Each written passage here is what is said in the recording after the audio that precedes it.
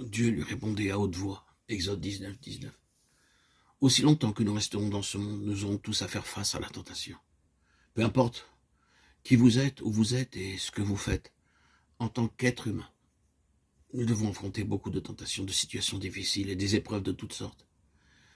Mais lorsque nous pouvons entendre la voix de Dieu clairement, nous pouvons faire face à ces situations victorieusement.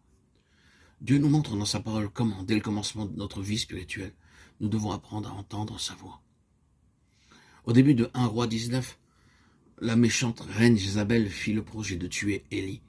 Élie pensa que Dieu la punirait certainement. Il partit et s'assit sous un genêt, car il en voulait à Dieu de n'avoir pas puni Jézabel. C'est ainsi que nous nous comportons parfois.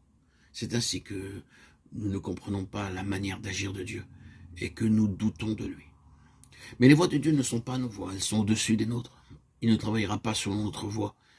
Élie pensait que Dieu n'accomplissait pas son devoir en ne punissant pas Jézabel. Ainsi il lui dit, Seigneur, à compter de ce jour, je ne serai plus ton prophète. Si vous travaillez pour le gouvernement, vous devez donner un préavis de 3 mois avant de rompre votre contrat. Mais Élie ne donna qu'1 jour de préavis. Enlève ma qualité de prophète aujourd'hui, dit-il. En fait, je ne parlerai désormais plus en ton nom. Tu t'es endormi et tu n'as pas fait ton travail. Et après le feu, une voix douce et subtile, 1 Roi 19, 12. Bien souvent, nous pensons la même chose, nous voulons dicter à Dieu sa conduite. Mais Dieu ne dormait pas. Il amena Élie sur le sommet de la montagne et s'occupa de lui d'une manière merveilleuse. D'abord, il eut un vent violent, mais Dieu n'était pas dans le vent. Puis vint un tremblement de terre qui ébranla la montagne. Mais l'Écriture dit que Dieu n'était pas dans le tremblement de terre. Ensuite vint un feu, mais Dieu n'était pas dans le feu.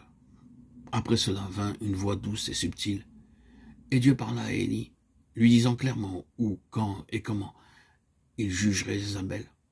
En même temps, il lui révéla beaucoup d'autres choses au sujet d'événements à venir. Nous entendons Dieu parler dans la Bible. Dieu parle, et si vous croyez en lui, vous devez l'entendre parler. Il n'est pas quelque chose d'abstrait. Il est une personne.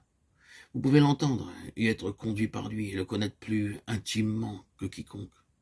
Il se peut que vous ayez vécu avec des amis pendant plusieurs années, cependant que vous ne les connaissiez pas vraiment. Il se peut que vivant avec votre femme et vos enfants pendant plusieurs années, vous craignez de tout leur dire.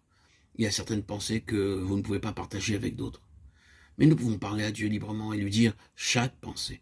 Nous pouvons aller à lui constamment, n'importe où, et entendre sa voix.